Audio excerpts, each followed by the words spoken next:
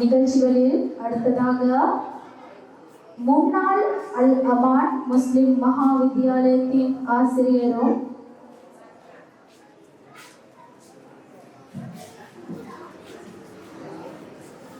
தற்போதைய கல்வெளிய அலிகார் முஸ்லிம் மகா வித்தியாலயத்தின் அதிபருமான திரு சஸ்ரேன் ஆசிரியரை உரையொன்றை நிகழ்த்த மேடைக்கு வருமாறு அன்புடன் அழைக்கிறேன்.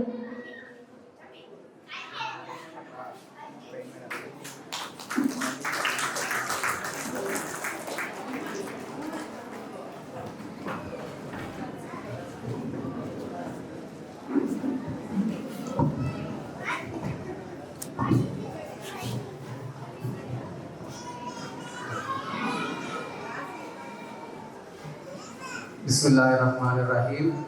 லா ஹவ்ல வலா குவத்த இல்லா பில்லாஹி அல்-அலிய்யில் அஸீம். அல்லாஹ்வின் பாலர் பாடசாலையினுடைய பொறுப்பாசிரியர் மற்றும் அங்கு கடமை புரிகின்ற ஆசிரியர்களுக்கும் அத்தோடு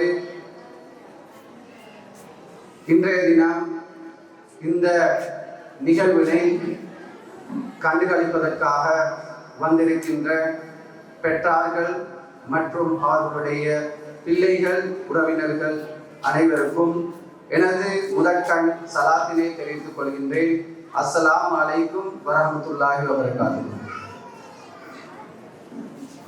இன்றைய உரையினை ஆரம்பிப்பதற்கு முன்னதாக உங்கள் அனைவருக்கும் தெரிந்த ஒரு விடயம், எமது நாட்டில் ஒரு அனைவரும்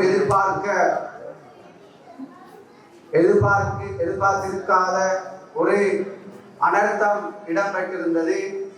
அதாவது நாடு முழுவதும் ஒரு காற்றினை அடிப்படையாக வைத்து சபபாக வைத்து அதனை அனைவரும் இன்றைய தினம் 474 மேற்பட்ட உயிர்களை காவு கொண்ட அனர்த்தமாக 300க்கும் மேற்பட்ட அந்த அனர்த்தத்தில் காணாமல் போன சமூகத்துக்கு நாங்கள் இன்றைய தினம் இந்த நிகழ்வில் எங்களது துவாக்களையும் சேர்த்துக்கொள்ள வேண்டிய கட்டாய காலகட்டத்தில் இருக்கின்றோம்.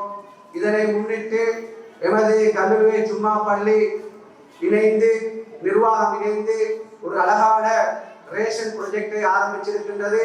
இன்றையும் நாளையும் அதற்கான சந்தர்ப்பங்கள் இருக்கின்றது. ஆகவே அந்த உதவிக்கரங்களையும் எமது கல்லூரி மண்ணிலிருந்து நாங்கள் வழங்க வேண்டிய காலகட்டத்திலிருந்து அதனை நான் இந்த இடத்தில் ஞாபகப்படுத்திக் கொள்கின்றேன். தொடர்ந்தேர்ச்சியாக இன்றைய நிகழ்வில் முக்கியமாக இன்றைய சிறுவர்கள் அரங்கேற்றப்பட்ட அந்த நிகழ்வுகள் மிகவும் சிறப்பாக அமைந்திருக்கின்றது. உண்மையிலேயே முன்கூட்டியே திட்டமிட்டு அழகான ஒரு அமைப்பில் இந்த நிகழ்வு அரங்கேற்றப்பட்டுள்ளது.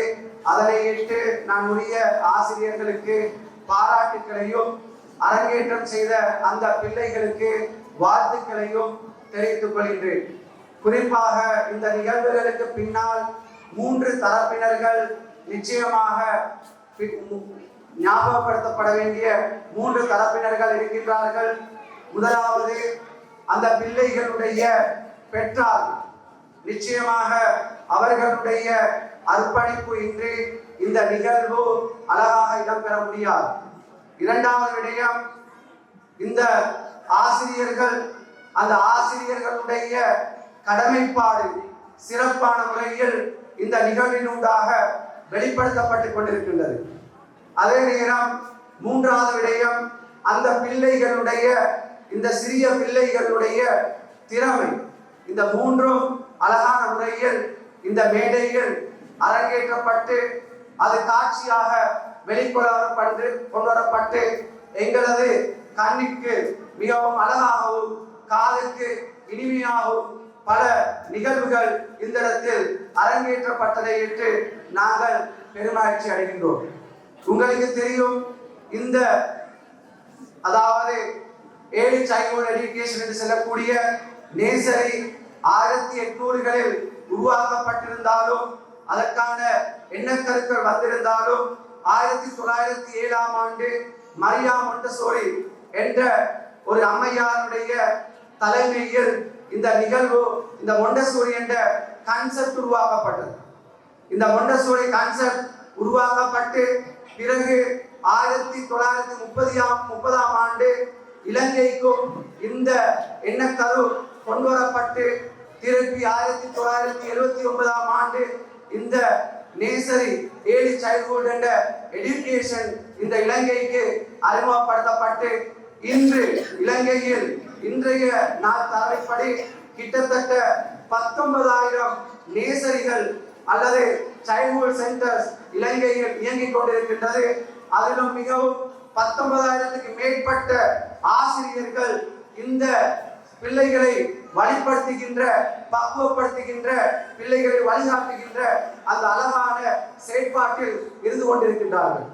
உண்மையிலேயே உங்களுக்கு தெரியும், இந்த நேசரி எடுகேஷன் என்பது மிகவும் ஒரு தியாகத்துடனும் கஷ்டத்துடனும் மனம் இன்பத்துடனும் செய்யக்கூடிய ஒரு தொழிலாகத்தான் அமைந்து கொண்டிருக்கின்றது. எதிர்காலத்தில் வர இருக்கின்ற உங்களுக்கு தெரியும், தரம் ஒன்றில் கல்வி சீர்திருத்தமானது இந்த நேசரி எடுகேஷனையோ அடிப்படையாக கொண்டுதான் இந்த கல்வி சீர்திருத்தம் எதிர்காலத்தில் வரப்போகிறது. தரம் ஒன்றிற்கான தற்பொழுது கல்வி சீர்திருத்தத்தில் ஆரம்ப கட்டமாக பல்வேறு நாடு பூராகவும் தரம் ஒன்று ஆசிரியர்களுக்கான ட்ரெயினிங் நடைபெற்றுக் கொண்டிருக்கின்றது. அதிபர்களுக்கான வழிகாட்டல் நிகழ்ச்சிகள் நடைபெற்றுக் கொண்டிருக்கின்றது.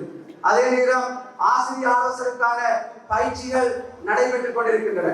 இதனின் அடிப்படையாக வைத்து 2026ஆம் ஆண்டு நேசரி ஆசிரியர்களுக்கான பயிற்சி தற்பொழுது ஆரம்பிக்கப்பட இருக்கின்றது. அந்த பயிற்சி நிச்சயமாக எதிர்காலத்தில் இயங்குகின்ற 19,000 நேசரிகளுக்கும் ஒரே கலை திட்டத்தை அடிப்படையாக கொண்டு 2026 இலங்கையில் யாழ்ப்பாணத்தில் செயற்படலாம், அல்லது கல்வியில் செயற்படலாம், அனுராதபுரத்தில் செயற்படலாம், அல்லது கிளிநொச்சியில் செயற்படலாம். எங்கு இருந்தாலும் நேசரி எடுகேஷன் ஒரு தனி, அதாவது முழுமையான ஒரு ஃபார்மேட்டில், அதாவது ஒரு பாடசாலை எவ்வாறு இயங்குகின்றதோ அதே அடிப்படையில் வார வட்டத்திலிருந்து நேசரி எடுகேஷன் இயங்குவதற்கான அனைத்து ஆரம்ப கட்ட ஏற்பாடுகளும் தற்பொழுது இருக்கின்ற அரசாங்கம் மேற்கொண்டு வருவதை நாங்கள் கண்கூடாக கண்டு வருகின்றோம், நாங்கள் அறிந்திருக்கின்றோம். ஆகவே எதிர்வரும் வருடத்திலிருந்து இலங்கை பூராவும் ஒரே கலை திட்டத்தில் இயங்க இருக்கின்ற இந்த நேசரி எடுகேஷனுக்கு அனைத்து பெற்றார்களுடைய அதாவது ஊக்குவிப்பு அவசியமாக இருக்கின்றது.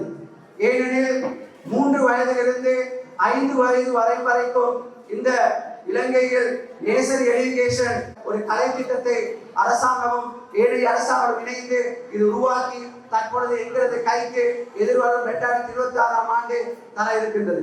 ஆக இதனையும் மையமாக கொண்டு பிள்ளைகளை வழிபடுத்தி இந்த பிள்ளைகள் திறமையானவர்கள், நிச்சயமாக திறமையானவர்கள். ஏனெனில் உங்களது வீடுகளில் ஓரிரு பிள்ளைகளை நாங்கள் அவர்களை கட்டுப்படுத்துவதும் அவர்களை சரி செய்வதற்கும் அவர்களை வளர்ப்பதற்கும் பல கஷ்டங்களையும் இன்னல்களையும் இந்த நவீன காலத்தில் நாங்கள் பெற்றுக் கொண்டிருக்கின்றோம். ஆனால் இந்த ஆசிரியர்கள் 20-30 பிள்ளைகளை அழகான முறையில் முகம் சுளைக்காமல் சிறந்த முறையில் அவர்களுடைய வழிகாட்டல்களை வழங்கி கொண்டிருக்கின்றார்கள். ஆகவே பிள்ளை இன்னொரு முக்கியமான விடயம் தான் ஸ்கிரீன் அடிக்ஷன். அந்த விடயத்தை கட்டாயம் குறிப்பிடப்பட வேண்டிய தேவை இருக்கின்றது. தற்பொழுது பிள்ளைகள் மொபைல் போன் பாவனை அதிகரித்து வருகின்ற வேளையில் நாங்கள் குறிப்பிடுகின்றோம், இந்த ஜெனரேஷனை அல்பா ஜெனரேஷன், மொபைல் போனுக்கு அடிமைப்பட்ட ஜெனரேஷனாக நாங்கள் தற்பொழுது பார்க்கக்கூடியதாக இருக்கின்றோம். ஆகவே ஒரு இடத்தில் ஒரு அமர்வில் ஒரு இடத்தில் இருந்து ஒரு நிகழ்வினை கேட்பதற்கு கூட அவர்களுக்கு இன்னும் சரியான ஒரு பக்குவம் வரவில்லை.